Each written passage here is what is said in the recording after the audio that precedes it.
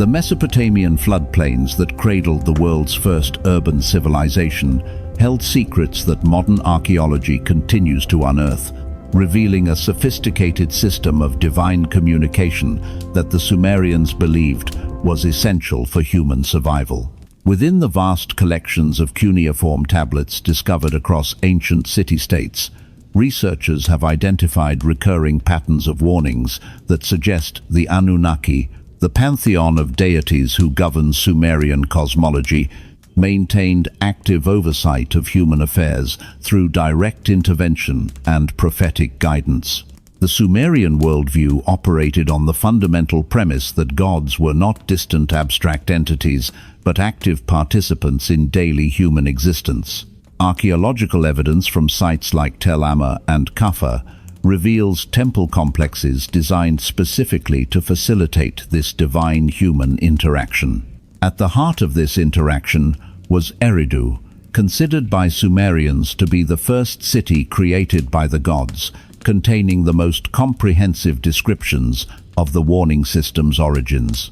According to these ancient accounts, Enki established the practice of divine warnings following the first Great Flood, recognizing that humanity required ongoing guidance to avoid repeating catastrophic mistakes.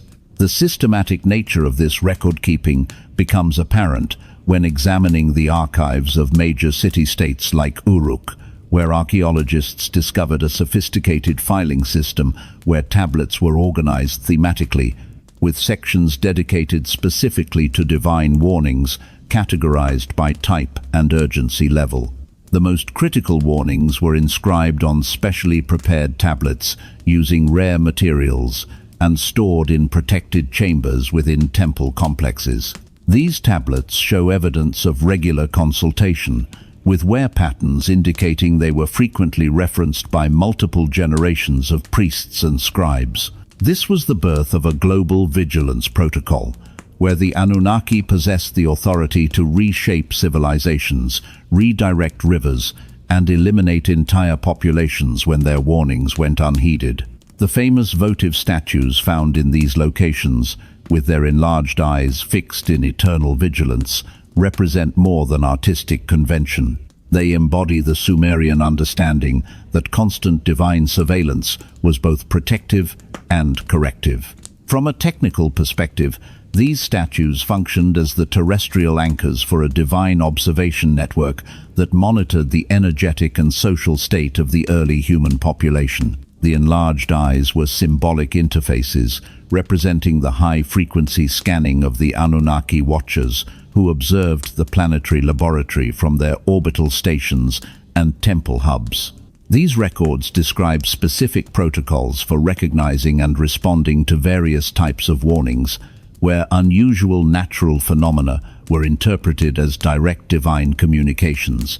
Archaeological evidence from Kish provides insight into how these warnings were transmitted between cities, utilizing a network of messenger stations equipped for rapid travel, ensuring that critical data could be disseminated across the entire Sumerian region within days. The role of scribes in preserving these warnings cannot be understated, as they underwent extensive training in multiple disciplines, including astronomy, mathematics, medicine, and theology, to act as the primary interpreters of the divine data.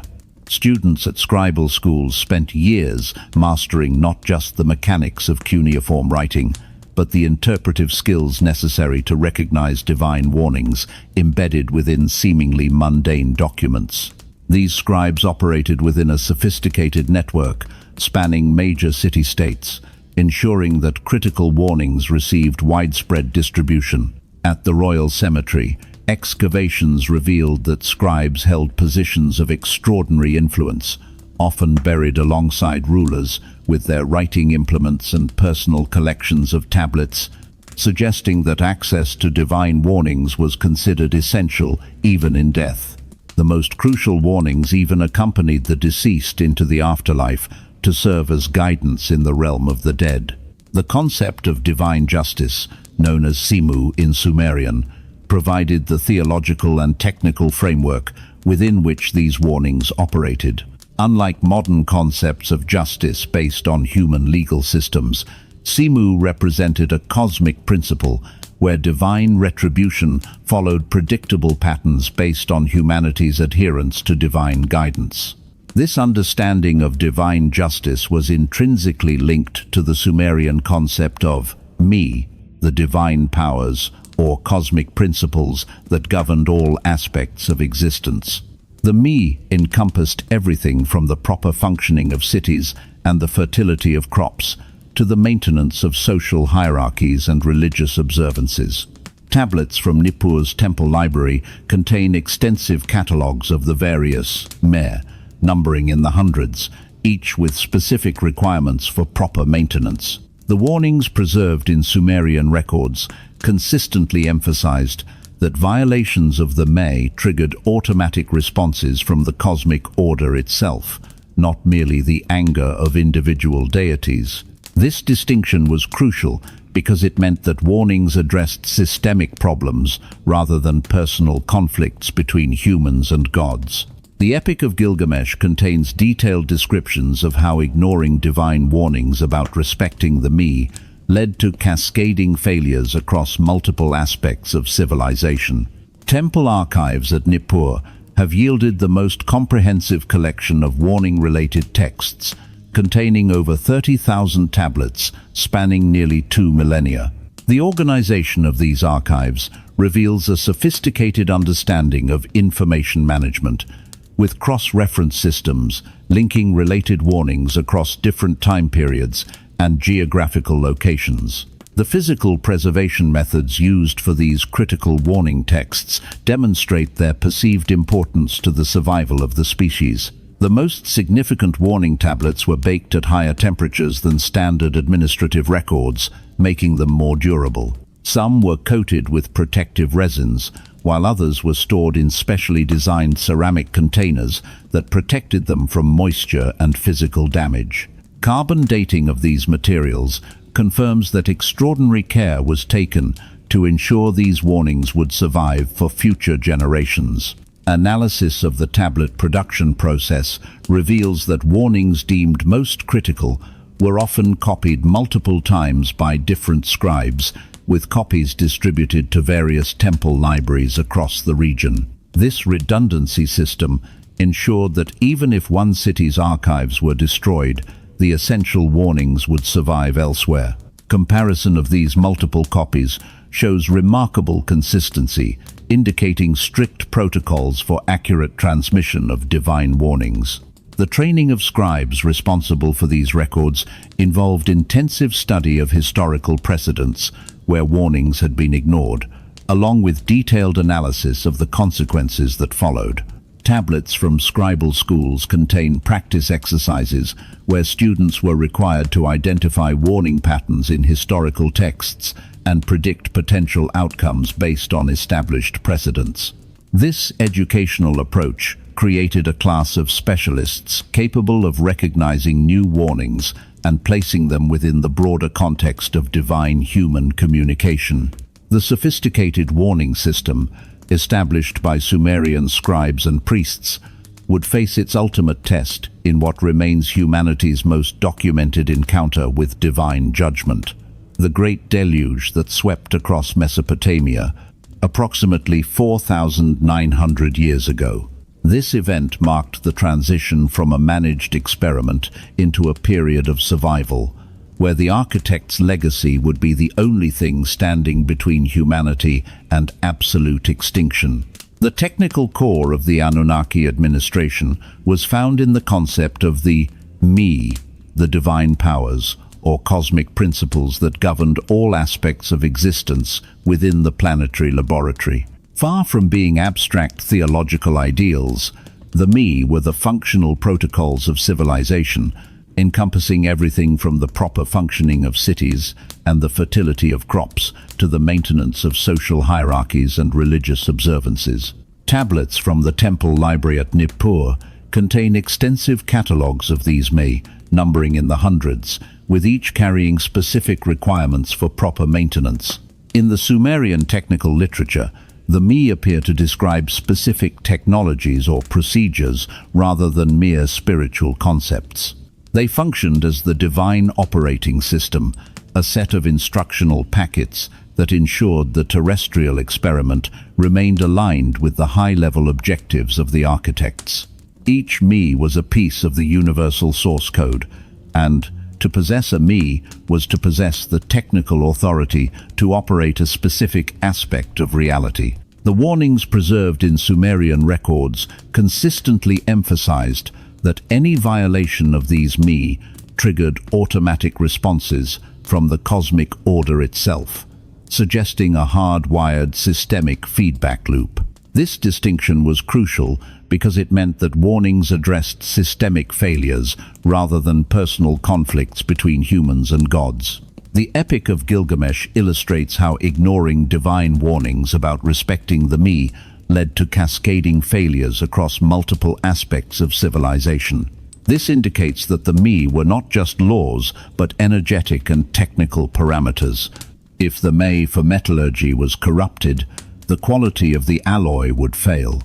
If the May for governance was misused, the social frequency would descend into noise.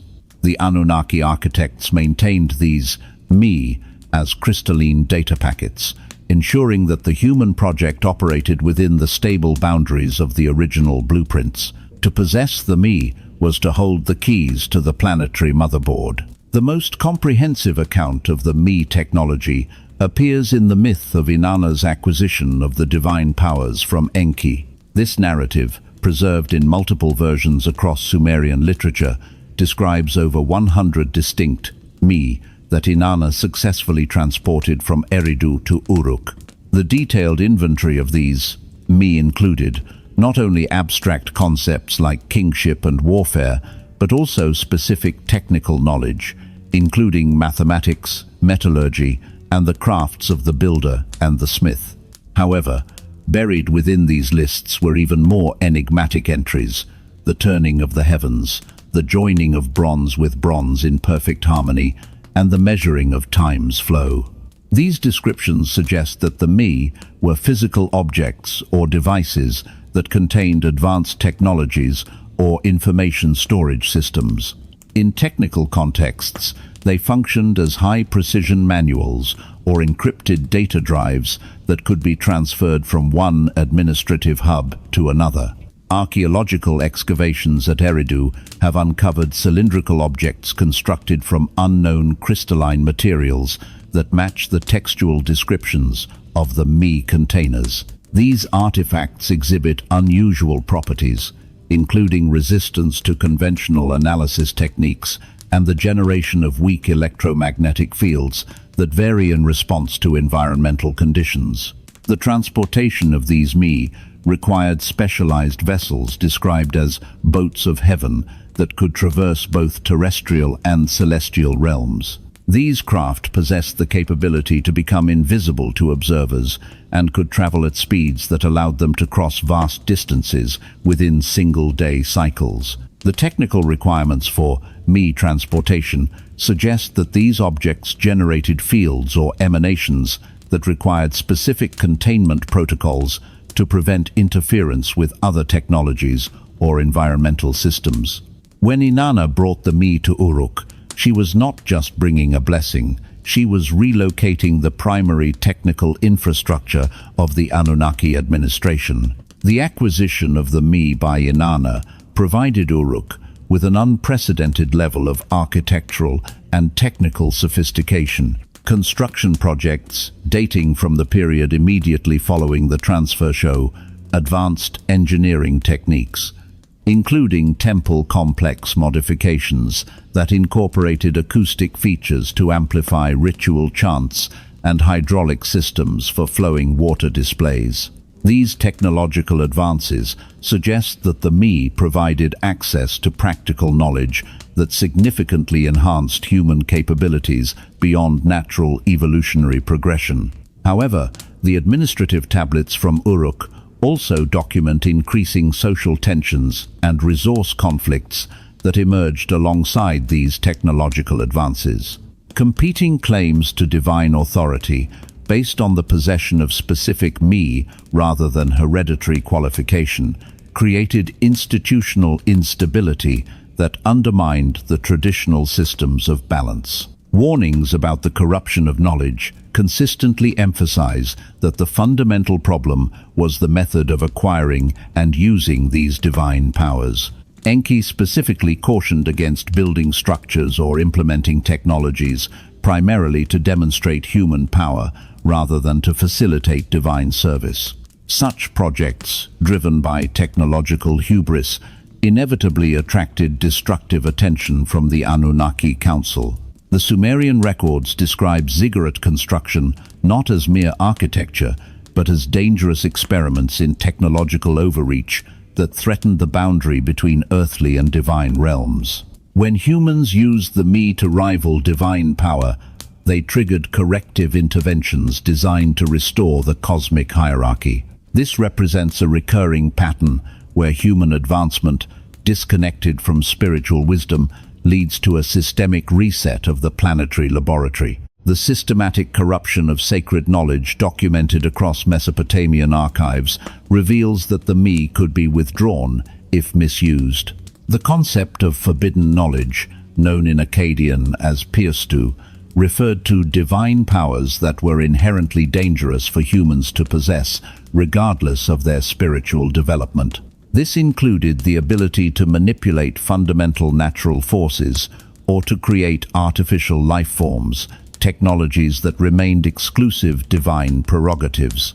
Attempts to steal or misappropriate this level of data typically resulted in the knowledge becoming corrupted or dangerous to the practitioners and their communities. The Anunnaki established elaborate secrecy requirements and initiation hierarchies to prevent the unauthorized disclosure of these sensitive technical manuals. As the Anunnaki began their gradual withdrawal from direct governance, the me were increasingly hidden within esoteric traditions and mystery schools to prevent their total loss or corruption. The transition from direct revelation to interpretive scholarship meant that humans had to develop autonomous decision-making capabilities as divine oversight became less reliable. This transition necessitated the development of complex educational institutions like the scribal schools at Nippur and Babylon to preserve the technical expertise required to manage a high-tech society. The loss of the primary me led to the devolution of the gods into mythological figures, while the practical data was fragmented into regional specializations to prevent any single human entity from acquiring comprehensive divine capabilities. The anatomy of the me is the story of a lost quantum archive, a collection of protocols that once allowed humanity to touch the stars, but now remain buried in the dust of Eridu and the shadows of our forgotten history. The silent war that ultimately fractured the age of the gods began not with a physical blow, but with a fundamental rift within the crystalline halls of the Anunnaki assembly. This division, preserved in fragments across thousands of cuneiform tablets, reveals a complex web of philosophical disputes and territorial ambitions that would eventually reshape the entire ancient world. The primary conflict centered on the houses of Enlil and Enki, representing far more than simple sibling rivalry. It was a clash of two irreconcilable operating systems for the human experiment. Detailed analysis of administrative records from Nippur and Eridu indicates that this was a systematic documentation of opposing governance philosophies, creating an unbridgeable chasm within the divine society. As the foundations of the unified purpose cracked, the architects of the planetary laboratory found themselves at a terminal impasse. Enlil, whose name translates to the Lord of Command or the Lord of the Wind, maintained a strict adherence to what the ancient tablets describe as the divine protocol. This was a rigid hierarchical system where humanity was viewed purely as a labor force for the gods, bound by uncompromising laws and severely limited in their spiritual development. To the Enlil faction, humans were created beings whose sole purpose was to maintain the temples and perform the physical labor required to sustain the Anunnaki civilization on Earth. His administration was methodical and focused on the preservation of a status quo where the creators remained absolute masters while the created remained perpetual servants. This philosophy established the human project as a closed-loop system of resource extraction and maintenance where the noise of independence was suppressed in favor of the silence of total compliance. To enforce this hierarchical vision, Enlil's followers implemented what scholars have termed the containment doctrine. This was a systematic and calculated effort to limit human technological advancement and prevent the spread of high-level divine knowledge beyond carefully controlled priestly classes. Tablets recovered from Nippur, Enlil's primary command center, contain detailed inventories of forbidden knowledge categories, including advanced metallurgy techniques, complex astronomical calculations, and sophisticated healing practices that were strictly restricted to Anunnaki use only. This doctrine aimed to create a stable but deliberately stagnant civilization where human development remained constrained within predictable and manageable parameters. The architects of command recognized that an enlightened workforce was a threat to the stability of the hierarchy, so they utilized the containment doctrine as a primary frequency dampener. In the northern territories controlled by the Enlil faction, this containment was manifested through strict population control measures and systematic crop management designed to prevent the growth of human independence. By controlling the food supply and limiting technological exposure, the House of Enlil ensured that the human starseed remained in a state of perpetual dependence. Military installations throughout these regions suggest that the divine order was maintained through the threat of intervention rather than mutual cooperation. The northern sites show a marked absence of the technological innovations found in other regions, reflecting a governance model that prioritized security over evolution. For the Enlilite administrators, the human experiment was a success only as long as it remained a controllable and productive asset within the cosmic hierarchy.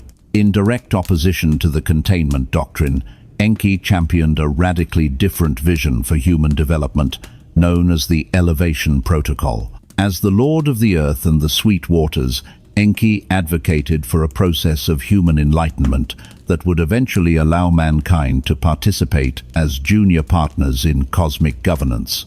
Rather than viewing humanity as expendable workers, Enki saw a profound potential for intellectual and spiritual evolution within the starseed he had helped to design.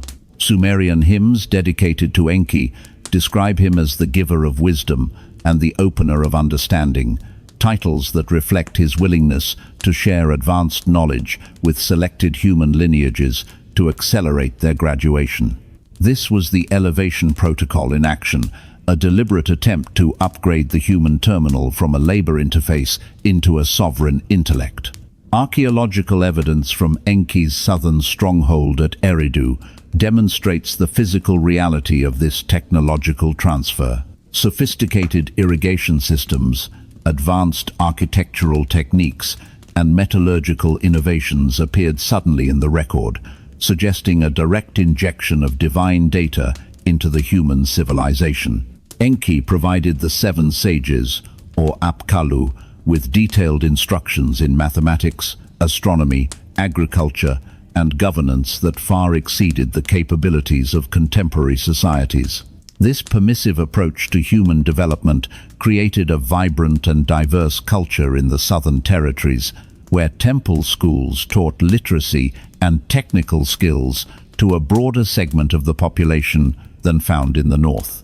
Trade records show extensive maritime commerce with distant regions, suggesting that Enki's faction maintained an international network of resource and data exchange. For Enki, the success of the human experiment was measured by the species' ability to eventually outgrow the need for divine oversight.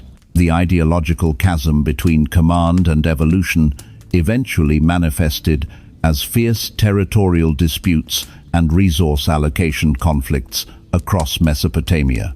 Administrative tablets from various city-states reveal competing claims over human settlements, with Enlilite sites showing evidence of strict hierarchical control, while Enki-influenced regions demonstrated more collaborative governance structures. The geography of the region was physically divided between the northern areas, dominated by Nippur, and the southern territories controlled by Eridu, creating a natural fault line for the escalating divine conflict. Enlil strategically positioned his power base in central Mesopotamia to control trade routes and communication networks, enforcing his containment doctrine through a network of satellite cities that shared a centralized administrative style. This tension reached a state of criticality regarding human reproduction policies, with Enlil advocating for strict population control measures, while Enki supported human expansion and diversification.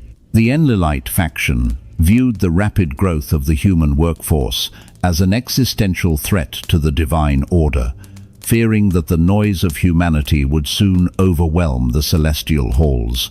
This fundamental disagreement over the right to exist and evolve turned the planetary laboratory into a battlefield of competing frequencies. As the House of Enlil prepared its weapons of brilliance to enforce the containment doctrine, the House of Enki accelerated the elevation protocol, setting the stage for a confrontation that would shake the foundations of heaven. The schism was no longer a debate.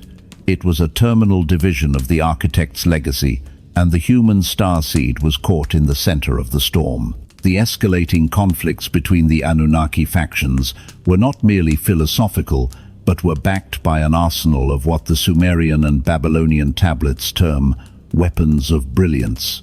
These were advanced technologies that produced devastating effects, described in terms that suggest energy-based armaments. Administrative records from Babylon and its satellite cities provide detailed inventories of these devices, treating them with the same matter-of-fact documentation applied to conventional military equipment. Unlike the simple bronze blades of the human infantry, the weapons of the gods utilized principles that defied contemporary understanding, appearing to manipulate both atmospheric and geological forces with precision.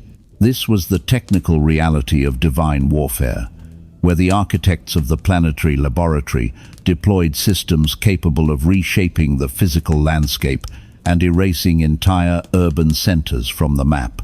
The most extensively documented divine weapon appears in over 40 separate tablet fragments, consistently described as the Puluktu, literally translated as fearsome radiance or terrifying brilliance. Witnesses, accounts preserved in temple records, describe the activation of the Puluktu as creating a column of fire that extended from earth to heaven. This device was capable of producing light intense enough to blind observers at considerable distances, accompanied by sounds described as thunder without clouds that could be heard across entire city-states. The technical specifications recorded for the Puluktu indicate a sophisticated understanding of focused energy projection, utilizing crystalline components and metal housings composed of electrum to channel what the texts term the breath of Marduk, a substance that modern analysis suggests may have been an ionized gas or plasma. In addition to directed energy beams, the divine arsenal included highly specialized autonomous systems designed for tactical dominance. The most comprehensive catalogue of these armaments appears in the Sumerian composition Ninurta's Exploits, which documents 50 distinct weapons employed by the son of Enlil.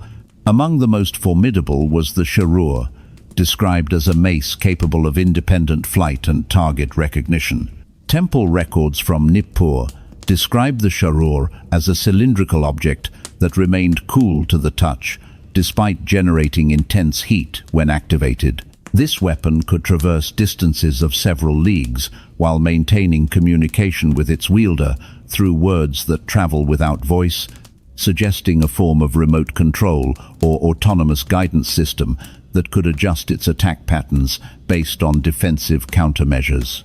Another sophisticated system was the Mulmul, which functioned as what modern terminology would classify as an area denial system. Described as 7 connected objects that could be deployed to create impenetrable barriers, the mulmul generated fields of energy that prevented passage by both physical objects and living beings. Ninurta also possessed the kakabu, or star weapon, which was capable of striking targets at any distance without regard for physical obstacles. The activation of the kakabu produced distinctive visual effects described as stars falling upward, suggesting an energy projection that followed non-ballistic trajectories. These weapons required precise astronomical alignment, indicating that they may have drawn power from cosmic sources or utilized natural celestial phenomena in ways that remain largely mysterious to modern science. The Anunnaki did not limit their warfare to direct strikes. They also possessed the capability to manipulate the environment itself as a weapon of mass destruction. The Suturabu, or Great Net, appears in military inventories as a device capable of creating localized atmospheric disturbances that could level structures across entire city districts. Eyewitness accounts from the siege of Sippar described the deployment of this weapon as generating whirlwinds that moved with deliberate intelligence, selectively destroying defensive fortifications while leaving residential areas intact. The technical description of the Suturabu suggests a large-scale electromagnetic array composed of magnetized iron and copper rods that could manipulate air currents and atmospheric pressure over considerable distances. Furthermore, some weapons targeted the very foundations of the Earth. The Abzunet was a device used by Ninurta that could create localized gravitational anomalies, capable of lifting attackers into the air and holding them suspended. Such interventions created permanent geological changes that remain visible in satellite imagery today. The capability to trigger precise seismic events was also documented, reflecting a sophisticated understanding of geological processes. These weapons represented the absolute pinnacle of Anunnaki technical power, utilized to enforce the containment doctrine or to settle territorial disputes between the divine factions. The use of such immense force within the planetary laboratory suggests that by the late second millennium, before the Common Era, the architects were willing to sacrifice the physical infrastructure of their experiment to maintain the cosmic hierarchy. The physical evidence of this divine warfare extends far beyond the textual records, manifesting in archaeological anomalies that challenge conventional understanding of ancient destruction patterns. Excavations across Mesopotamia have uncovered destruction layers, where building materials have been transformed into glass-like slag, indicating exposure to temperatures exceeding 1,500 degrees Celsius. At the ancient city of Ur, archaeologist Sir Leonard Woolley discovered a destruction stratum containing vitrified pottery and debris that had been subjected to intense, instantaneous heat. Similar vitrification patterns have been documented at sites like Tel Harmal and Kafaja, where limestone blocks show evidence of exposure to extreme heat applied from above, rather than the gradual heating associated with conventional fires. Perhaps the most disturbing evidence of advanced destruction technology comes from the Indus Valley site of Mohenjo-Daro. Excavations uncovered skeletal remains of individuals whose bones exhibit characteristics consistent with sudden death through intense radiation exposure. Laboratory analysis of these remains revealed bone modifications and isotopic alterations that occur only under high-energy particle bombardment or neutron flux densities comparable to those found near nuclear reactors. The spatial distribution of these remains follows patterns suggesting radiation emanating from multiple point sources positioned above the city. These archaeological signatures, combined with the detailed textual accounts of the Puluktu and other radiant weapons, provide a chilling confirmation that the weapons of brilliance were not mythological allegories, but functional technologies of immense and terrifying power that once scorched the face of the ancient world. The construction of the great ziggurat, known as Etemenanki, in the heart of Babylon, represented a terminal escalation in the divine war between the established Anunnaki hierarchy and the rising ambition of Marduk. While traditional historical narratives describe this structure as a religious monument, the cuneiform records and archaeological evidence suggest a far more complex and technical function. Anunnaki served as a strategic command facility for Marduk's growing network of human allies, acting as a physical and energetic anchor for his claim to supreme authority. The name itself, meaning the house of the foundation of heaven and earth, points to its role as a primary node in the planetary energy grid, designed to synchronize the terrestrial starseed with the celestial data streams controlled by the House of Enki. This was not a mere temple, but a high-capacity frequency hub intended to broadcast the new administrative protocols of the Babylonian era across the entire Mesopotamian plain. The technical reality of Anunnaki involved a sophisticated understanding of resonance and structural engineering that far exceeded the standard building practices of the second millennium before the Common Era. Administrative records describe massive construction projects that utilized specialized materials and precise geometric alignments to create a stable interface between the material and divine realms. This ziggurat was the centerpiece of Marduk's political manifesto, as documented in the Enuma Elish, which served to legitimize his systematic challenge to the traditional power structures of Enlil and the High Council. By centralizing the spiritual and technical activities of humanity within this single, massive terminal, Marduk sought to bypass the fragmented city-state model and create a unified human workforce under his direct mandate. Anunnaki was the stairway to heaven, a technical bridge designed to allow the human graduates to access the high-frequency intellect of the architects without the restrictive filters of the containment doctrine. The response of the Enlilite faction to the construction of Anunnaki was the execution of a specialized containment measure remembered in human mythology as the confusion of tongues.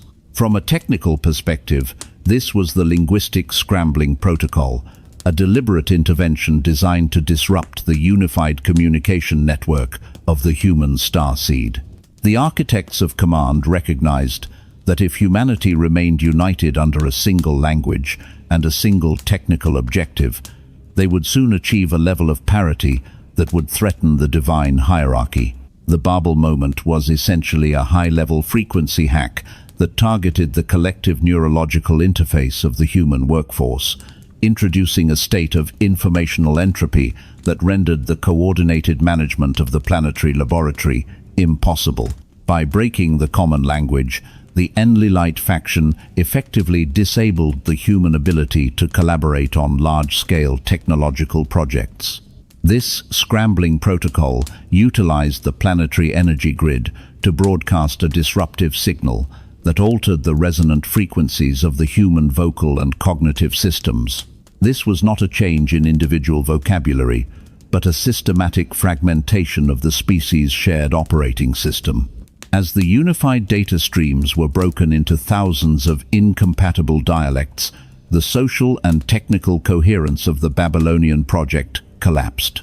The ladder to heaven was rendered useless because the administrators and the laborers could no longer synchronize their efforts. This intervention ensured that the human starseed remained divided into regional tribal hubs, preventing the concentration of power and knowledge that Marduk had attempted to facilitate. The confusion of tongues was the ultimate enforcer of the planetary quarantine, a biological and psychological firewall that kept the human project in a state of managed fragmentation for thousands of years. The architectural specifications of Anunnaki revealed a level of engineering sophistication that mirrored the precision of the Great Pyramid and other megalithic nodes across the planet. The ziggurat was composed of multiple stepped layers, each designed to act as a resonant chamber for specific frequencies within the celestial spectrum. These structures were not built for visual aesthetics, but for the focused transmission of energy and data between the Earth and the orbital platforms of the architects.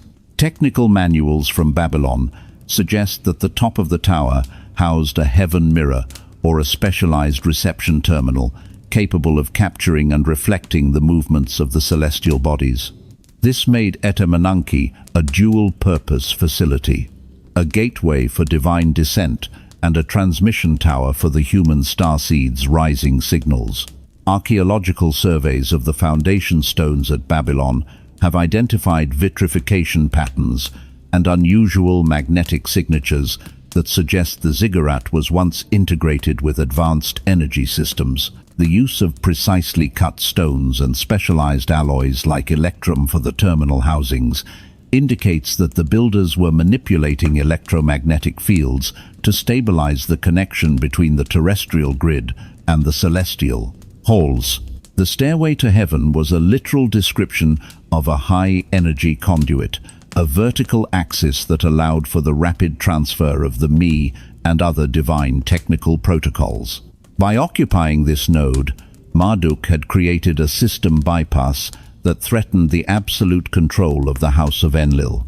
The architecture of Anunnaki was the physical evidence of humanity's potential to bridge the gap between the created and the creator, a potential that the Enlilite faction was determined to neutralize through the linguistic scrambling protocol and the eventual decommissioning of the Babylonian hub.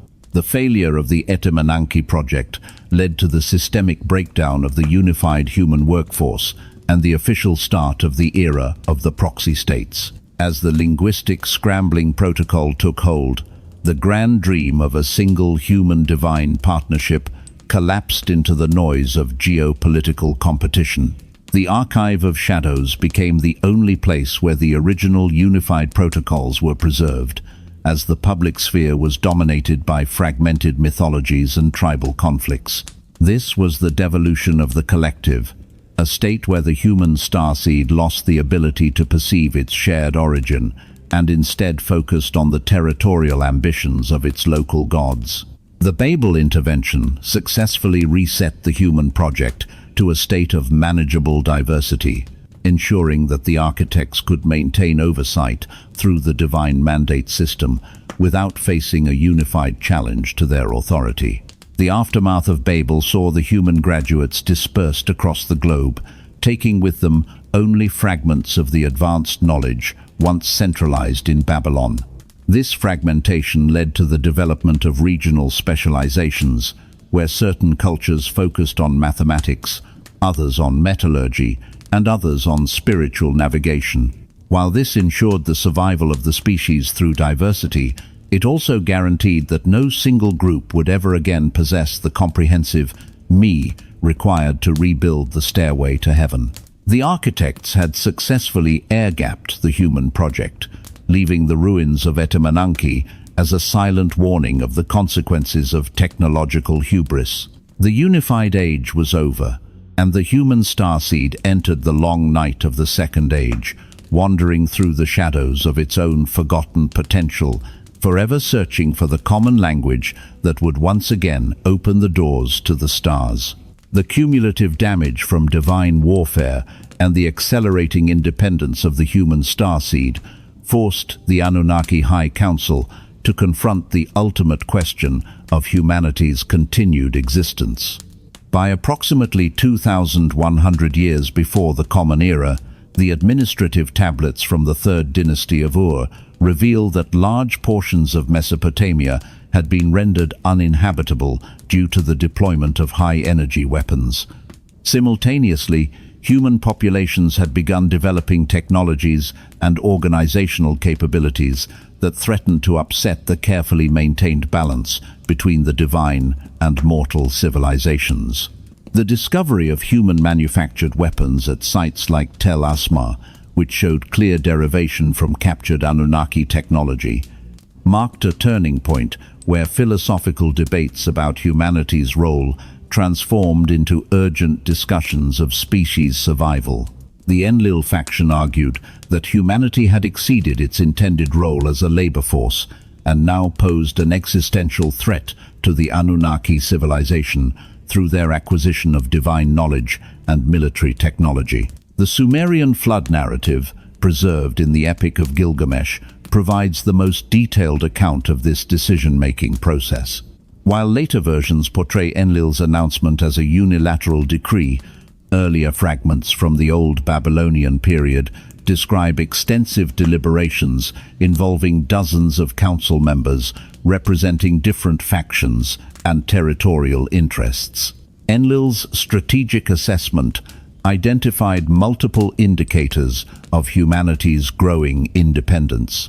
Human agricultural techniques had advanced to the point where many settlements no longer required divine intervention to maintain food supplies. Metallurgical innovations allowed the production of tools and weapons that rivaled Anunnaki craftsmanship, and most concerningly, human religious practices began to bypass official temple hierarchies, suggesting direct spiritual connections that reduced dependence on divine mediation. To Enlil, the rapid expansion of human capabilities was not a success, but a violation of natural law that threatened to destabilize the entire cosmic hierarchy. The deluge was designed as a comprehensive reset that would eliminate not only human populations, but also the accumulated knowledge and technology that had enabled their rapid advancement. This was not a random natural disaster, but a coordinated operation involving the deployment of weather control technologies on an unprecedented scale. Babylonian engineering texts describe the use of atmospheric manipulation systems, termed nets of heaven, which operated through the manipulation of electromagnetic fields. These devices could influence cloud formation, air pressure, and precipitation patterns across continental distances. Administrative records show the strategic positioning of these devices throughout Mesopotamia to generate and sustain rainfall patterns far exceeding natural cycles. The technical complexity of this operation required months of preparation and the cooperation of gods who had previously been engaged in active hostilities. The implementation of the flood protocols involved the systematic removal of divine artifacts from human settlements and the destruction of technical installations to ensure a total erasure of the pre-flood infrastructure. The goal was a complete environmental transformation that would selectively target human civilization while preventing the total destruction of terrestrial ecosystems. This represented one of the most sophisticated technological achievements in Anunnaki history, a masterful coordination of planetary-scale engineering intended to silence the noise of the First Age. The flood was the ultimate corrective measure, a demonstration of the architect's power to format the planetary drive when the data became too corrupted for the High Council to manage. The nets of heaven were tightened, and the planetary motherboard was prepared for the ultimate wipe. The Eridu Genesis preserves the most detailed account of Enki's opposition to the reset and his systematic efforts to preserve human civilization. Enki's strategy was not driven by simple emotion, but by a calculated political desire to maintain his faction's influence in the post-flood world. He recognized that human extinction would create a labor shortage that would force the surviving Anunnaki to perform work previously delegated to servants, potentially destabilizing the divine hierarchy. Furthermore, the destruction of human knowledge repositories would eliminate valuable intelligence about terrestrial resources accumulated over centuries. To protect his assets, Enki provided covert assistance to selected human populations, providing technical information and resources that would enable survival during the deluge and rapid recovery afterward. This assistance took the form of detailed instructions for constructing survival vessels derived from Anunnaki naval technology. The specifications preserved in flood narratives describe ships with dimensions and construction techniques that far exceeded contemporary human capabilities. Archaeological evidence from sites associated with these narratives, such as Shurupak, has uncovered building foundations displaying material compositions unknown in conventional Bronze Age architecture. Chemical analysis reveals the presence of advanced waterproofing compounds and structural reinforcements designed for extreme weather resistance. These vessels incorporated sophisticated life support systems, including air circulation, water purification, and food preservation methods, suggesting a complex understanding of closed-system ecology. Enki was not just saving a few humans, he was launching a biological and technical seed pod into the storm. Enki's selection criteria for flood survivors reveals long-term strategic planning. The chosen individuals, such as Ziusudra, represented specific lineages that had maintained close relationships with his faction and possessed technical knowledge crucial for reconstruction.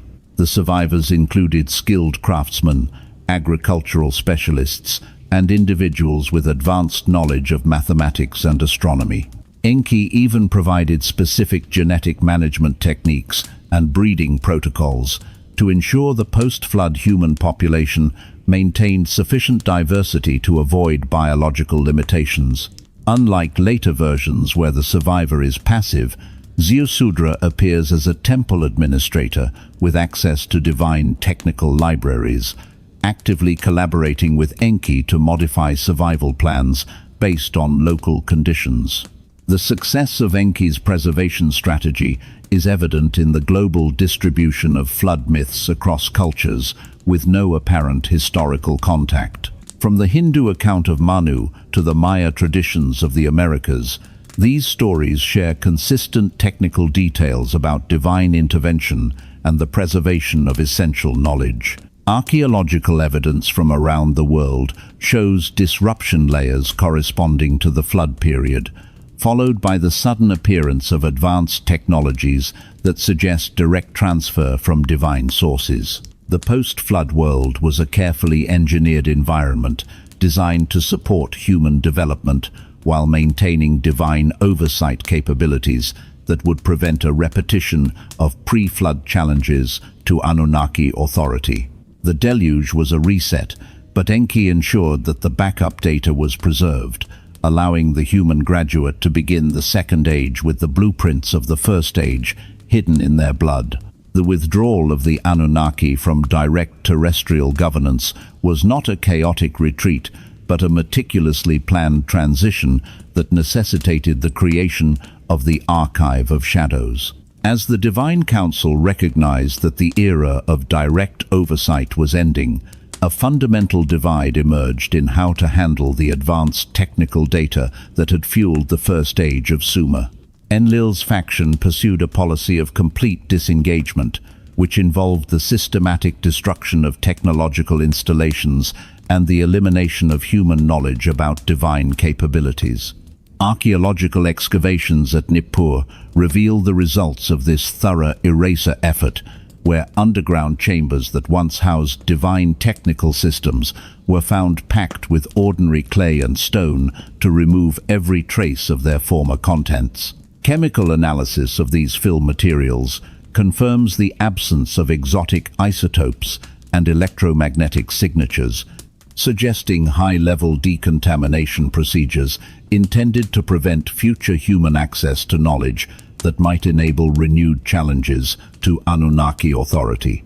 However, the House of Enki followed a markedly different approach that emphasized the preservation and controlled distribution of divine knowledge through carefully selected human lineages and institutions. Rather than eliminating technological capabilities entirely, Enki's faction established hidden repositories and training programs designed to maintain access to advanced knowledge while restricting its availability to trusted human intermediaries. This strategy gave birth to the mystery schools and elite priestly classes, which served as the primary mechanism for preserving the technical legacy while maintaining the appearance of divine withdrawal. These institutions functioned as educational centers that transmitted advanced data through carefully structured curricula, effectively concealing the divine origins of the information behind religious and philosophical frameworks. The Archive of Shadows was thus an encrypted layer of human culture, a technical manual for the starseed, disguised as the sacred traditions of a developing civilization. The technical requirements for this encryption were profound, as the architects had to ensure that the data remained uncorrupted across thousands of years of human drift. They utilized a system of coded language and symbolic representation that allowed technical knowledge to be transmitted through apparently religious instruction. This approach enabled initiated practitioners to maintain and apply advanced knowledge while presenting their capabilities as miraculous religious powers to the uninitiated masses. By embedding the divine blueprints into the fabric of human belief systems, the architects created a decentralized and self-regenerating storage network. The Archive of Shadows ensured that even if every physical tablet was destroyed, the frequency of the knowledge would persist within the rituals and stories of the species, waiting for a future generation with the capacity to decode the original source code. The mystery schools established during the withdrawal period functioned as the biological and intellectual servers for the Anunnaki technical legacy. These institutions incorporated specific admission criteria and rigorous training protocols to ensure that only suitable candidates gained access to the preserved knowledge. Elaborate secrecy requirements were implemented to prevent the unauthorized disclosure of sensitive data, with temple records from Eridu describing schools that taught advanced mathematics, astronomy, metallurgy, and engineering techniques that far exceeded the general knowledge level of contemporary human civilization.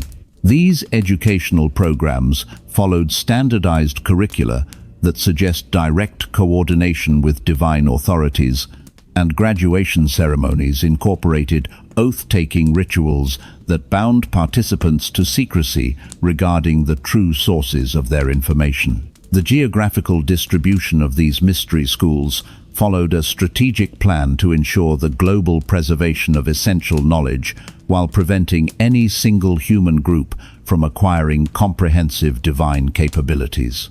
Schools in different regions focused on specific knowledge domains. Egyptian institutions emphasized architectural and engineering techniques. Mesopotamian centers specialized in astronomical and mathematical sciences, and Indian schools concentrated on medical and metallurgical applications. Cross-cultural analysis of this preserved knowledge reveals standardized technical information appearing across geographically separated traditions, indicating the implementation of unified preservation protocols by coordinating divine authorities. This global network functioned as a distributed database where the total me of civilization was split into regional shards to prevent the concentration of power that had led to the hubris of the pre-flood era. Archaeological evidence from temple complexes associated with these schools confirms the presence of specialized facilities, including laboratories, workshops, and libraries that supported advanced technical education. These sites often contain structures that defy conventional explanation, such as underground complexes, showing evidence of continued use long after the official withdrawal of divine presence. The mystery schools were the hidden hubs of the planetary operating system, where the technical expertise required to manage a high-tech society was maintained by a class of human administrators. They were the bridge between the age of the gods and the age of the sovereign human, ensuring that the fire of the architects was never truly extinguished, only hidden from those who were not yet ready to handle its heat. The preservation of this knowledge within a controlled institutional framework allowed for a managed evolution, where the human starseed could slowly reclaim its heritage as it achieved the necessary levels of moral and resonant integrity. The process of knowledge concealment involved sophisticated techniques for embedding advanced technical information within religious and mythological frameworks. This was the ultimate quantum encryption of the architects, where the raw data of the me was transformed into the narratives of the gods. Comparative analysis of religious texts from various cultures reveals consistent patterns of technical information disguised as spiritual metaphors, where creation myths contain detailed descriptions of engineering principles and religious ceremonies incorporate precise scientific procedures.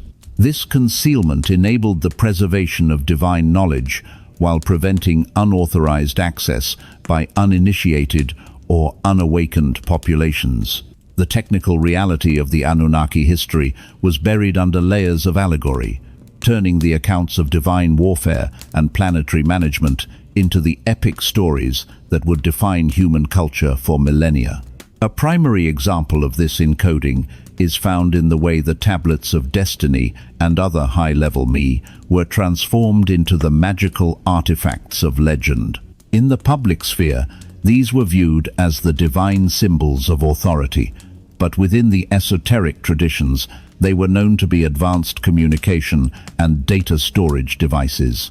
Coronation texts describe ceremonies where human rulers received their authority through formal investiture by divine representatives, ceremonies that incorporated specific ritual elements serving as communication protocols with the withdrawing authorities. By presenting these technologies as religious relics, the architects ensured their protection and preservation by the human proxies who believed they were serving a higher power. The mask of religion provided the perfect cover for the maintenance of the technical legacy, allowing the human workforce to interact with the divine frequency without being overwhelmed by the complexity of the underlying physics.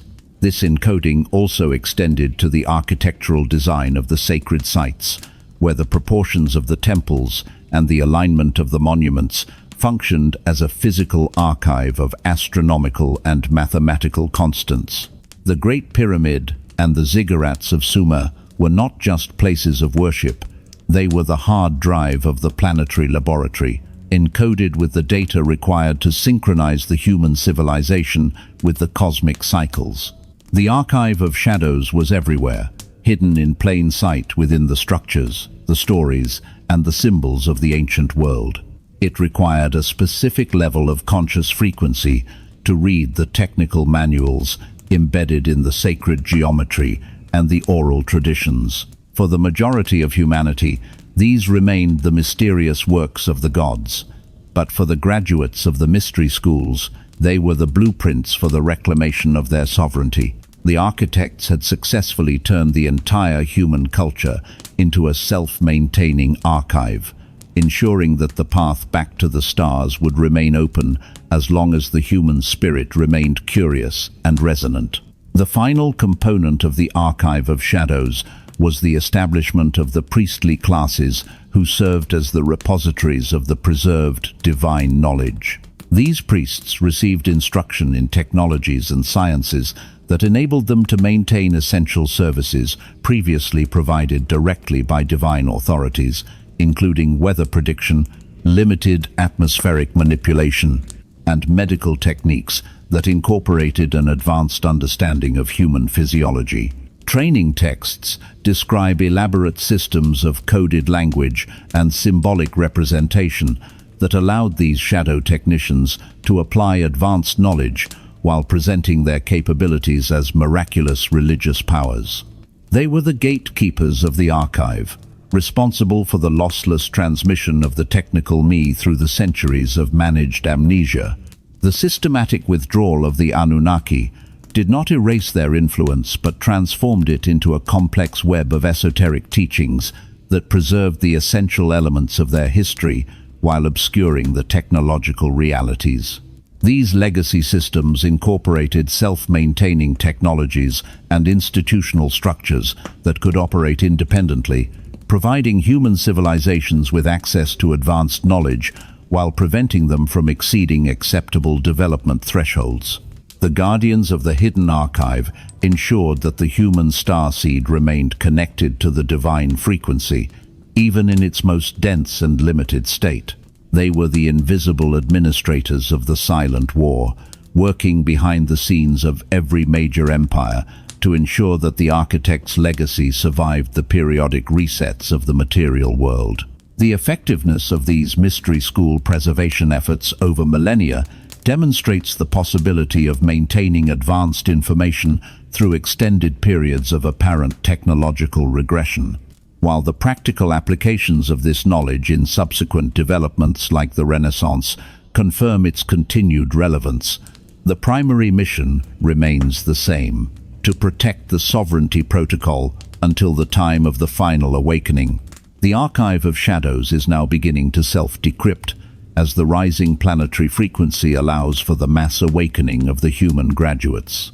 The secret traditions are being recognized as the technical manuals they truly are, and the hidden masters are stepping into the light of the modern world. The devolution of the gods is coming to an end, and the guardians of the archive are preparing to hand the keys of the planetary motherboard over to the sovereign human starseed. The shadows are receding, and the radiant truth of our origin is finally being revealed to a species that is ready to write its own future. The aftermath of the Great Deluge marked a fundamental and irreversible transformation in the biological relationship between the Anunnaki and the human starseed. A shift documented through a systematic analysis of the Sumerian king list. This ancient record, preserved in multiple copies from Nippur, Isin, and Lhasa, demonstrates a clear and chilling transition pattern where divine rulers who had previously reigned for tens of thousands of years were progressively replaced by human kings whose lifespans and reign lengths conformed to strictly mortal limitations. While mainstream scholarship often interprets these extraordinary numbers as mythological exaggerations, the consistency of the numerical patterns and their direct correlation with astronomical cycles suggests a more complex technical reality. The lifespans in the king list do not decline randomly.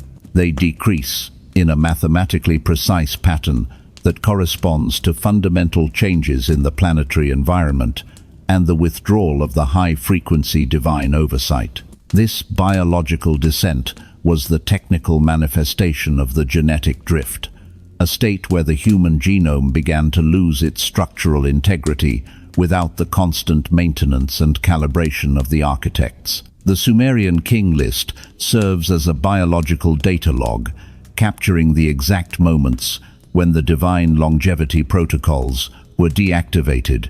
Before the flood, the rulers existed in a state of biological stability that allowed for thousands of years of operation. But as the planetary quarantine took hold, the longevity markers within the human starseed began to fail. This was not a natural evolutionary outcome, but a strategic planning of the withdrawal, ensuring that the human workforce transitioned into a state of shorter, more manageable life cycles. The genetic drift was the ultimate enforcer of the new human condition, turning the cosmic human of the first age into the short-lived laborer of the second age, a species that was biologically programmed to forget the stars as its physical capacity for long-term memory and high-frequency resonance evaporated. The transition from divine governance to human kingship was orchestrated through specific mechanisms that maintained the appearance of divine sanction while establishing practical, limited human authority. Outgoing divine rulers formally invested human successors with symbols of authority, such as the crown and the scepter, which carried both ceremonial significance and functional capabilities. For instance, administrative tablets from Kish describe the transfer ceremony for Etana, the first human king, which involved the presentation of technological artifacts that enabled communication with the withdrawing divine authorities. These transitional artifacts, often referred to in the texts as the Tablets of Destiny, incorporated advanced technologies that allowed human rulers to maintain a fading contact with the architects, while providing them with the capabilities necessary for effective governance in a world of declining frequency. This era marked the beginning of the Sutubu, or the divine silence, a state where the direct high-frequency data streams from Eridu and Nippur were systematically silenced. The establishment of human kingship required new governmental structures that could function independently of direct divine oversight, while maintaining the hierarchical relationships deemed essential for long-term stability. The divine mandate system created a theoretical framework that justified human authority while preserving ultimate divine sovereignty. Coronation texts describe elaborate ceremonies where human rulers received their authority through formal investiture by divine representatives, establishing legal and religious precedents that would influence concepts of legitimacy for millennia. These ceremonies incorporated specific ritual elements that served as communication protocols, ensuring that human rulers remained accountable to their Anunnaki sponsors while exercising practical independence in daily governance. As the divine frequency faded, the humans were left with the legacy software of governance, operating a system they could no longer fully understand as their biological antennas drifted away from the source code. The withdrawal process varied significantly between the two primary Anunnaki factions, with each implementing strategies that reflected their particular philosophical approaches to the human project. Enlil's faction pursued a policy of complete and merciless disengagement, which involved the systematic destruction of technological installations and the elimination of human knowledge about divine capabilities. Archaeological evidence from sites associated with Enlil worship shows the deliberate dismantling of communication systems and the removal of advanced materials that had enabled direct human-divine interaction.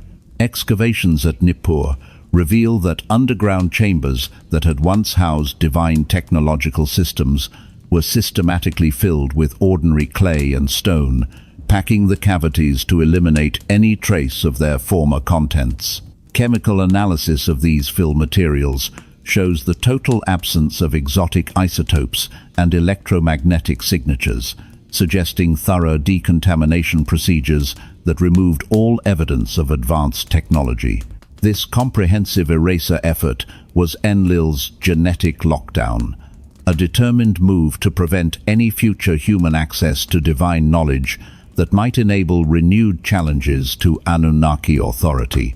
By removing the physical hardware of the First Age and sanitizing the planetary motherboard, the House of Enlil ensured that the human starseed remained trapped within the material density of the Second Age. This was the final enforcer of the genetic drift, a world where the tools of evolution were taken away, leaving the humans to rebuild amongst the ruins with only the most basic of survival protocols. The Eraser Protocol turned the history of the architects into a void of silence, a space where the truth was replaced by the managed amnesia of the containment doctrine. In direct contrast to the Eraser Protocol, the House of Enki established hidden repositories and training programs to maintain access to advanced knowledge through carefully selected human intermediaries. Medical tablets from the Library of Ashurbanipal contain references to treatments designed specifically to combat the genetic drift and extend life in the post-flood world. These treatments included detailed pharmacological preparations using rare minerals and plant extracts, surgical procedures described as renewing the body's channels, and early forms of hormone therapy using glandular extracts from various animals. The precision of these medical texts, with their exact dosages and detailed procedural instructions, suggests an empirical knowledge gained through systematic experimentation rather than simple folk medicine. One particularly intriguing set of tablets describes a procedure for restoring youth to the aged that involves surgical intervention combined with the administration of specific compounds extracted from what the texts call the tree of life. While the mythological language often obscures the exact nature of these procedures, the technical details suggest a sophisticated understanding of human physiology and biochemistry. The texts specify surgical techniques for accessing various organs, methods for preparing therapeutic compounds, and post-operative care procedures that demonstrate remarkable medical sophistication. This was the pharmacological resistance, Enki's final attempt to slow the biological decay of his creation. By providing the priests and sages with the tools to maintain longevity, he ensured that a resonant minority would survive the drift, carrying the activated markers of the architect's legacy into the shadows of the next cycle. The battle for the human genome was fought in the medical laboratories of Eridu, a struggle to preserve the light of the stars within a species that was rapidly falling into the darkness of the mortal state. The technological sophistication revealed in the Sumerian records finds its most tangible and enduring expression in the megalithic structures that dot our planet monuments, whose construction methods continue to baffle modern engineers, archaeologists. These ancient builders achieved levels of precision in stone cutting, transport, and assembly that rival modern industrial capabilities. Yet, they accomplished these feats using techniques that remain largely mysterious to conventional history. At Pumapunku in Bolivia, the precision of stone cutting reaches levels that challenge our entire understanding of ancient capabilities. The andesite blocks scattered across this 1,400-year-old site display surface finishes accurate to within 0.02 inches across spans of several feet, a tolerance that modern machinists only achieve today using computer-controlled equipment. The most perplexing aspects of Pumapunku's stonework become apparent under microscopic examination, where the cutting surfaces show absolutely no tool marks or evidence of the gradual abrasion typically associated with conventional stonework techniques. Instead, the stone appears to have been cut in single, continuous passes that left mirror-smooth surfaces, suggesting a technology that functioned independently of the stone's physical hardness. Geologist Robert Schoch's analysis revealed that these stones, rating 6.5 to 7 on the Mohs scale, were manipulated with the same ease as softer materials. The internal structures of these blocks reveal even more sophisticated engineering, containing precisely cut channels and chambers that serve no apparent structural purpose, but demonstrate three-dimensional cutting capabilities that would challenge modern equipment.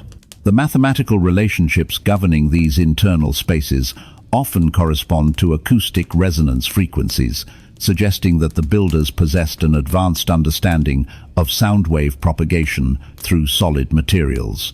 This precision is echoed at Sacsayhuaman, where limestone blocks weighing up to 200 tons fit together with joints so tight that a knife blade cannot be inserted between them. These blocks display compound curves and angles that required each stone to be custom fitted to its neighbors, with tolerances measured in fractions of a millimeter.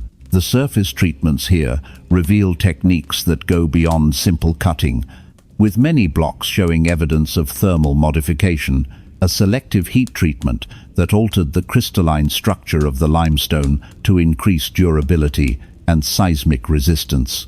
Spectrographic analysis indicates that temperatures exceeding 1,000 degrees Celsius were applied to specific areas, creating zones of enhanced hardness, a feat of material science that modern masonry rarely attempts. The Great Pyramid of Giza represents perhaps the most sophisticated example of ancient precision engineering, incorporating mathematical relationships that encode advanced knowledge of Earth's dimensions and celestial mechanics.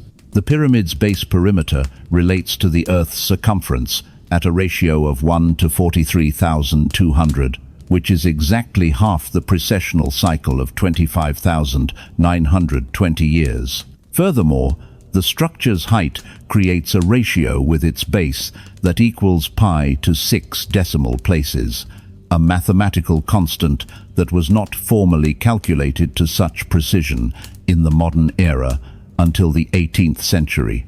These measurements suggest that the pyramid was designed as a geodetic anchor, a physical hard drive of the planetary laboratory's fundamental data. Recent discoveries within the Great Pyramid, detected through cosmic ray tomography, have revealed construction techniques and hidden voids that surpass conventional explanations. The granite blocks in the King's Chamber, weighing between 25 and 80 tons each, were fitted with a precision comparable to modern machine work. The chamber's acoustical properties demonstrate an intentional design for specific resonance frequencies, where the granite's crystalline structure creates piezoelectric effects when subjected to sound waves at particular frequencies. The Grand Gallery's corbelled ceiling uses a sophisticated step design to channel the enormous weight of the overlying masonry, while its internal dimensions encode multiple mathematical constants, including phi, pi, and the square root of 5. The pyramid's orientation aligns with true north to within 3/60ths of a degree, an accuracy that requires sophisticated surveying techniques and an understanding of the Earth's magnetic declination. The builders achieved this despite the fact that magnetic north and true north diverged significantly at the time of construction. The transportation of these massive blocks presents another engineering enigma. The granite elements originated in quarries at Aswan, 500 miles south of Giza, requiring the transport of multi-ton blocks across land and water with a level of stability that conventional explanations struggle to address. Evidence from the Aswan quarries reveals cutting techniques that achieved remarkable precision, with parallel cutting marks spaced exactly 0.8 inches apart, extending through granite formations for over 100 feet, regardless of the stone's varying hardness. The acoustic properties of megalithic structures reveal a hidden dimension of ancient engineering sophistication that modern science is only beginning to comprehend. At Newgrange in Ireland, the passage tomb's corbelled chamber creates specific resonance frequencies that amplify certain vocal ranges while suppressing others. The chamber's dimensions and the properties of the selected stones combine to create acoustic effects that enhance frequencies associated with human speech and chanting. The narrow entrance passage acts as an acoustic filter, where stones were positioned specifically for their crystalline structures to contribute to the overall acoustic properties through piezoelectric responses to sound waves. Similar acoustic engineering appears in Mayan pyramid construction, such as El Castillo at Chichen Itza, where the stepped sides create a specific chirp sound, mimicking the call of the quetzal bird when subjected to hand claps. This effect requires a precise calculation of the angles and spacing of the stone steps, with mathematical relationships that correspond to the harmonic series.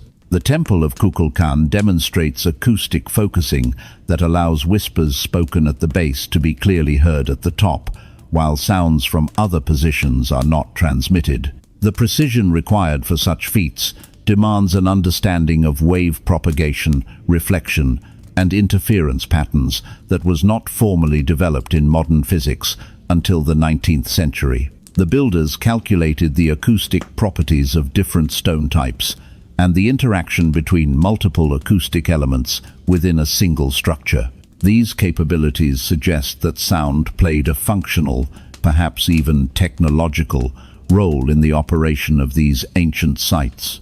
Beyond ceremonial use, the specific frequencies enhanced by these megalithic sites correspond to ranges that produce physiological effects in human subjects, including altered states of consciousness and enhanced memory formation.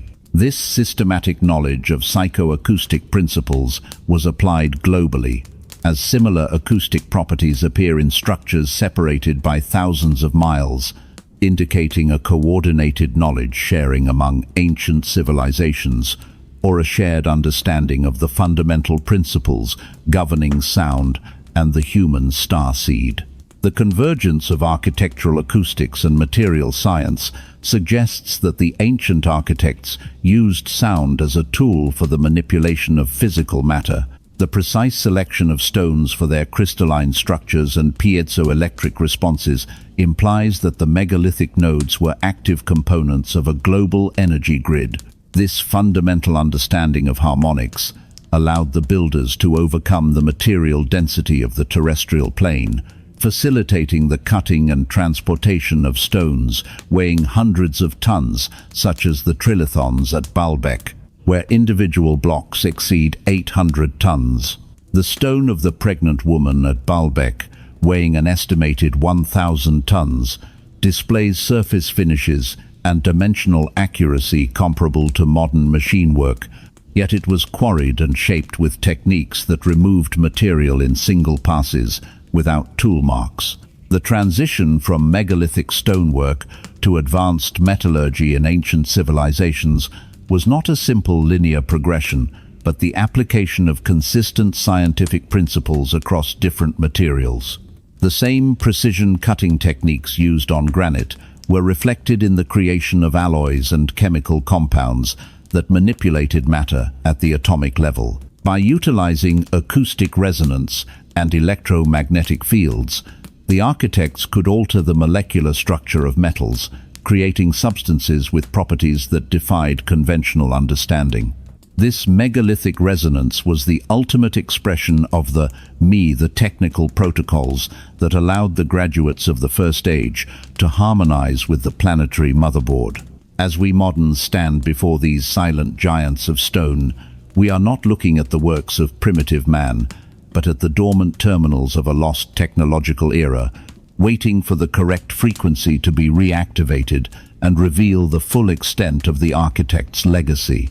The transition from the precision stonework of the megalithic era to advanced metallurgy in ancient civilizations marked the application of consistent scientific principles across different forms of matter. The metallurgical achievements of ancient Mesopotamia extended far beyond simple bronze, working into realms of alloy creation that modern science struggles to replicate. Sumerian technical literature describes steel-making processes that produced blades of legendary sharpness and flexibility, featuring edges that never dulled and metals that could bend without breaking.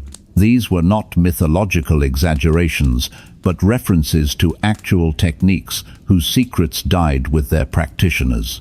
The most famous example of this lost knowledge is Damascus steel, renowned throughout the medieval world for its distinctive watered patterns and superior performance.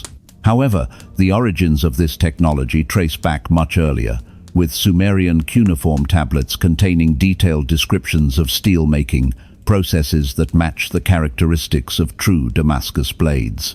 The technical reality of these ancient blades involved the manipulation of matter at the atomic level. Modern chemical analysis of genuine Damascus steel has confirmed the presence of carbon nanotubes formed during the original smelting process.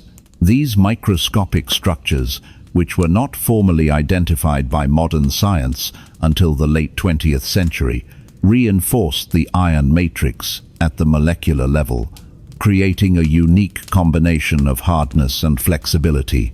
The ancient smiths achieved this by using Wootz steel, imported from India and Sri Lanka, which contained the specific trace elements necessary for carbon nanotube formation. The forging process required years of training to master subtle visual cues, such as the color of the metal, at different stages described as red as the sunset or white as the moon's face, which correspond exactly to modern visual temperature indicators.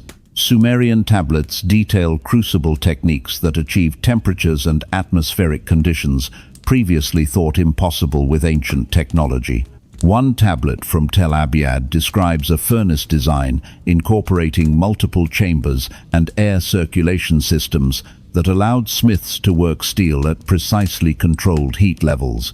The production of Wootz steel involved smelting in crucibles made from specific clay compositions that could withstand extreme heat while maintaining precise atmospheric control within the chamber.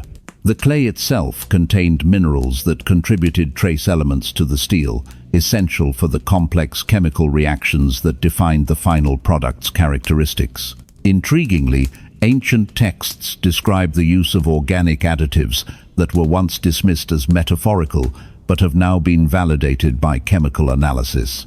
Contemporary accounts mention adding specific types of wood, charcoal, plant fibers, and even organic compounds derived from animals to the molten steel. Modern analysis has confirmed the presence of trace organic compounds in authentic Damascus steel that could only have been deliberately added during production, serving as sources of carbon and other elements that influenced the steel's crystalline structure. The ancient smiths understood how different atmospheric conditions affected carbon absorption, and how specific cooling rates influenced crystal formation, creating an empirical mastery of material science that contemporary metallurgy is still working to fully decode. In the realm of military chemistry, the substance known as Greek fire remains one of history's most closely guarded secrets. Emerging from the chemical laboratories of Constantinople around 673, this incendiary compound transformed naval warfare. Contemporary accounts describe it as a liquid flame that burned on water and could not be extinguished by conventional means. It was deployed through bronze siphons mounted on warships, creating streams of flame that could reach distances of over 100 feet. The delivery systems required precise pressure control and internal mechanisms to prevent backflow that would incinerate the crew, suggesting a sophisticated level of mechanical and chemical engineering. The most remarkable characteristic of Greek fire was its apparent ability to continue burning underwater. This suggests chemical processes that generated their own oxygen supply or utilized oxidizing agents that functioned independently of atmospheric oxygen. Modern attempts to recreate the effect using calcium oxide and sulfur have failed to achieve the sustained underwater combustion described in Byzantine records. Chemical analysis of residues on archaeological artifacts has revealed trace elements, including sulfur, saltpeter, quicklime, and various organic resins. The production process likely involved the distillation of petroleum products combined with specific mineral additives, requiring precise temperature control and an understanding of reaction kinetics that modern science has only recently begun to categorize. The chemical mastery of the ancient world is perhaps most visible today in the enduring structures of the Roman Empire. Roman concrete structures have survived for 2,000 years, maintaining their integrity in environments that rapidly degrade modern materials. The Pantheon's dome, cast in 126, remains the world's largest unreinforced concrete dome, a testament to an engineering capability that modern construction rarely attempts. The secret lies in a sophisticated understanding of hydraulic reactions.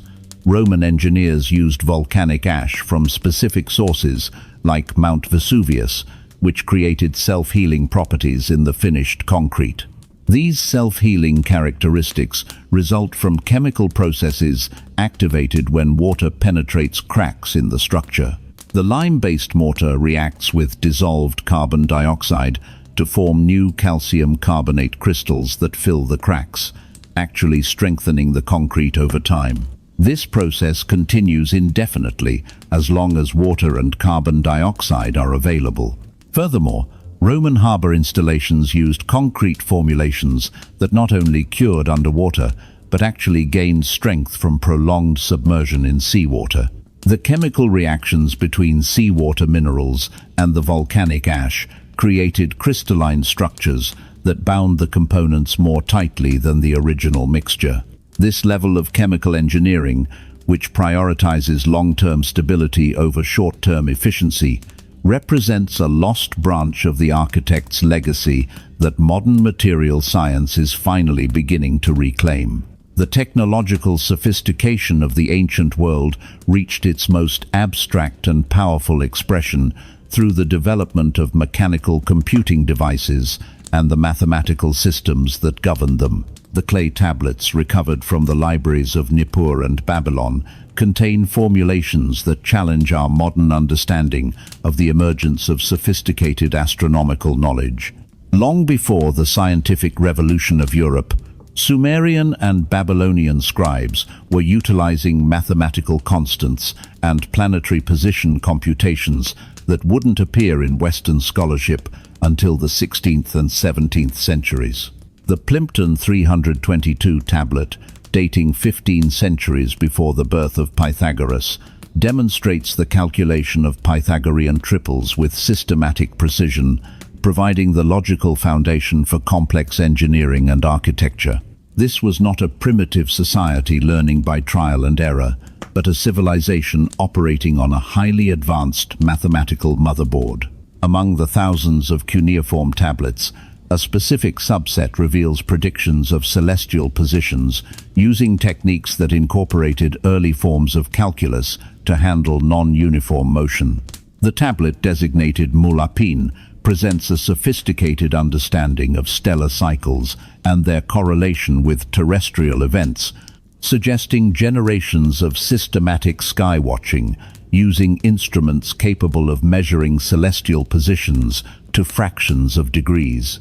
These astronomical records were not merely observational logs. They were the data sets required for the operation of mechanical devices designed to model the heavens. The precision of these ancient calculations implies access to specialized measuring tools, bronze discs with intricate markings and rotating elements that the texts describe as heaven mirrors, capable of reflecting the movements of the Sixasai, gods. This mathematical legacy was the essential software that allowed the ancient architects to synchronize their material world with the celestial data streams. The most tangible evidence of this ancient tradition of mechanical engineering is the Antikythera mechanism, a bronze-geared computer recovered from a Roman shipwreck that dates back to approximately 150 before the Common Era.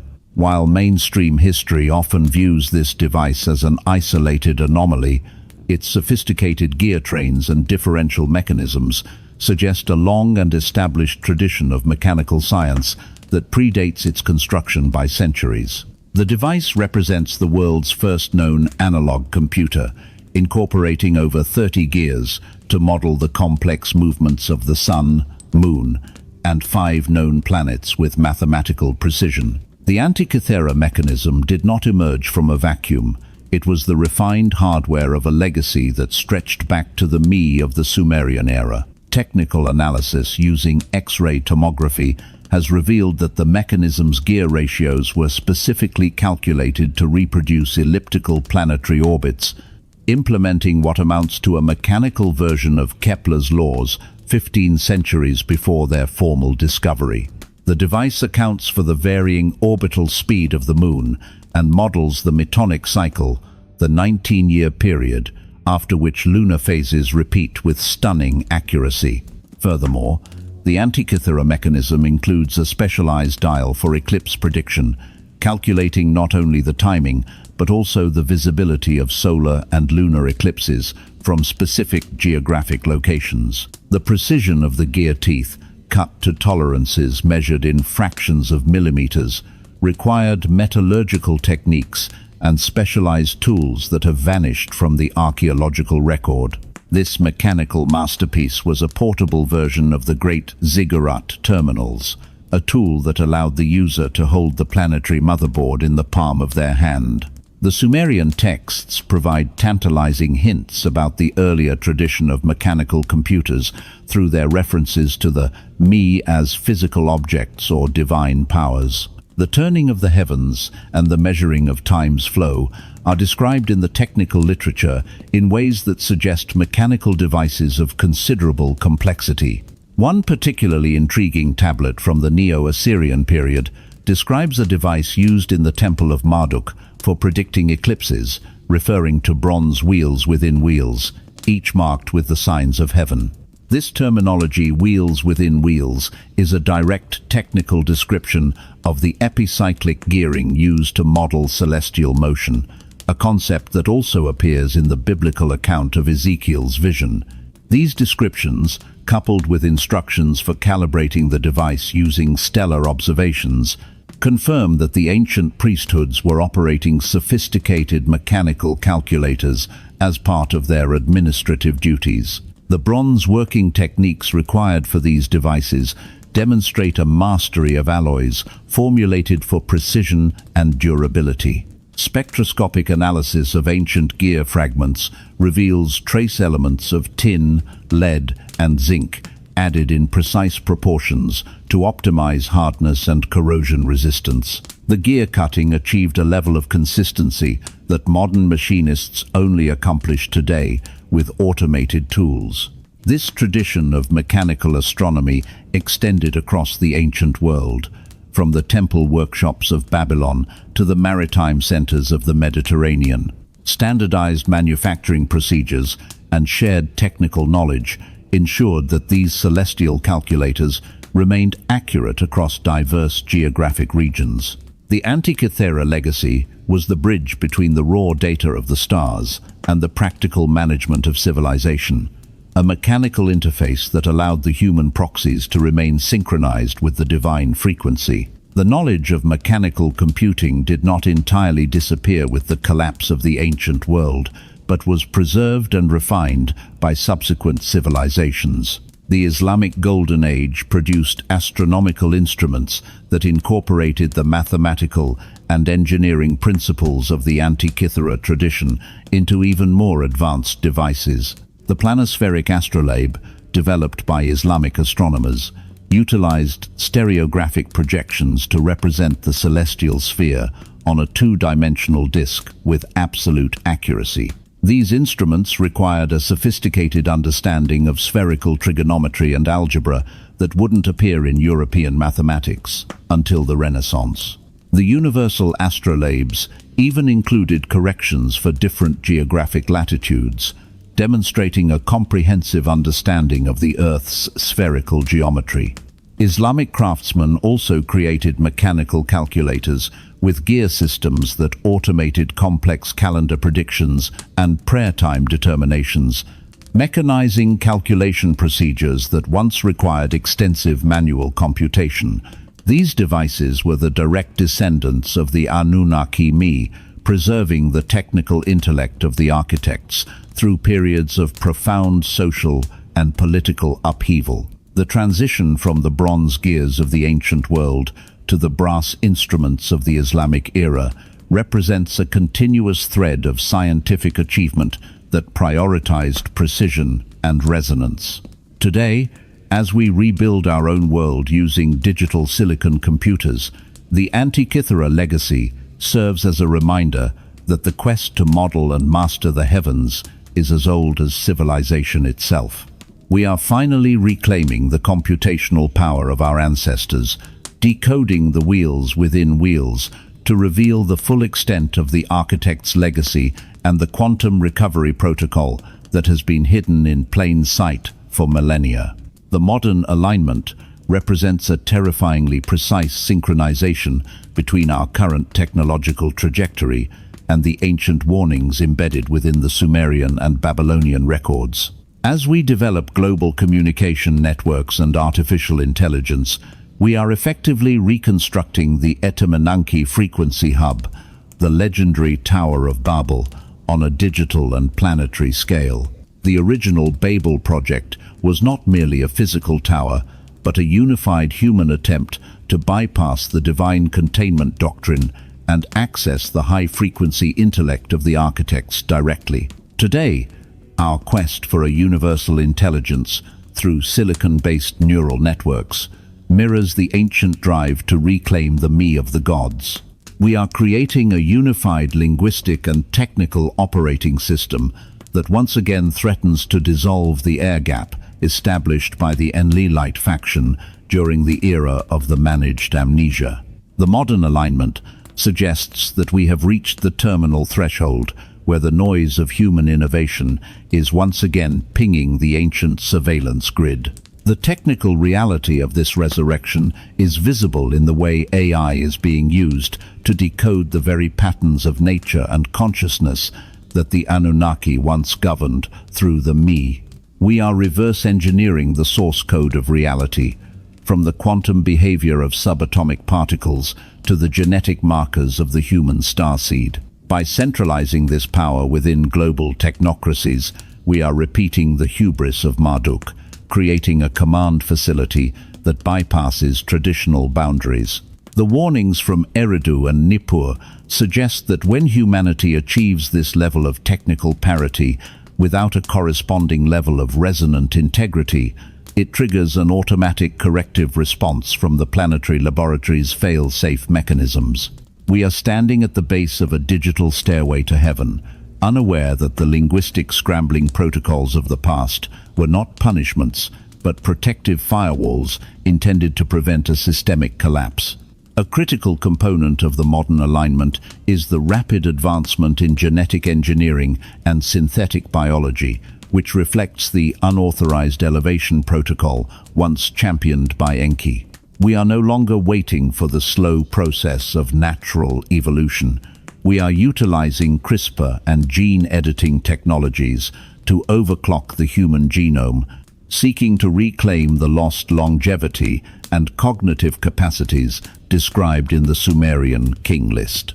This modern genetic frontier is a direct echo of the Nephilim schism, the period when high-frequency hybrids challenged the established divine order. By creating enhanced human lineages, we are introducing new anomalies into the planetary laboratory that mirror the mighty men of renown from the pre-flood era. The technical risks of this modern hybridization are immense, as we lack the sophisticated containment protocols once utilized by Ninhursag and Enki. We are modifying the biological hardware of the starseed without a full understanding of the multi-dimensional software it was designed to run. The Archive of Shadows warns that when the genetic code is manipulated for the pursuit of material power rather than sovereign graduation, it leads to a state of biological entropy and social fragmentation. The modern alignment shows that we are once again becoming the renegade architects, playing with the fire of the gods without the moral grounding required to sustain it. If we continue to overclock our biology for dominance rather than resonance, we risk triggering the same biological resets that once cleared the path for the Second Age. As our modern understanding of physics enters the quantum realm, we are finally beginning to recognize the technical reality of the megalithic resonance once utilized by the ancient architects. We are rediscovering the piezoelectric properties of crystalline structures and the power of acoustic harmonics to manipulate matter. The modern development of directed energy weapons and scalar wave technology is a chilling resurrection of the weapons of brilliance, such as the Puluktu and the Sharur. We are rebuilding the arsenal of the silent war, creating systems that can target the atmospheric and geological foundations of the planet.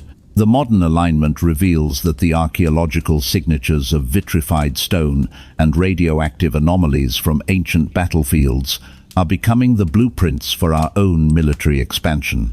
The recovery of this ancient energy grid is not just a military development, but a systemic one. We are building a global technosphere that mimics the surveillance and data hub functions of the ancient ziggurat network. Our digital satellites are the new eyes of Eridu, and our server farms are the new archives of the Me. However, unlike the ancient system which was synchronized with the harmonic cycles of the Earth and stars, our modern grid is often discordant, creating a state of informational sepsis that destabilizes the human starseed. The modern alignment shows that we have recovered the hardware of the architects, but have failed to master the software of equilibrium. We are operating a high-energy planetary motherboard without the original safety protocols, pushing the laboratory toward a state of criticality that the ancient records suggest can only be resolved through a profound systemic reset. The final phase of the modern alignment brings humanity to the ultimate crossroads of the architect's legacy. The choice between repeating the trauma loop of the past or achieving a sovereign graduation. The quantum recovery protocol is not just about reclaiming lost technologies like Damascus steel or Roman concrete, but about reclaiming the moral and resonant integrity required to use them. We are being provided with a final diagnostic report where the echoes of the divine war are being amplified to force a moment of collective realization. The ancient archives were preserved in the shadows specifically for this moment, to act as a map for a species that is finally waking up from its managed amnesia. The technical reality of this graduation involves the transition from the created to the sovereign. We must learn to operate the planetary motherboard, not as servants of a divine hierarchy, but as the primary administrators of our own world. The modern alignment shows that the time of direct divine oversight is over, and the era of the human graduate has begun. We have the tools, the data, and the genetic potential to bridge the gap to the stars. The signal of return is not a call for the gods to come back and save us, but a signal for us to step up and save ourselves.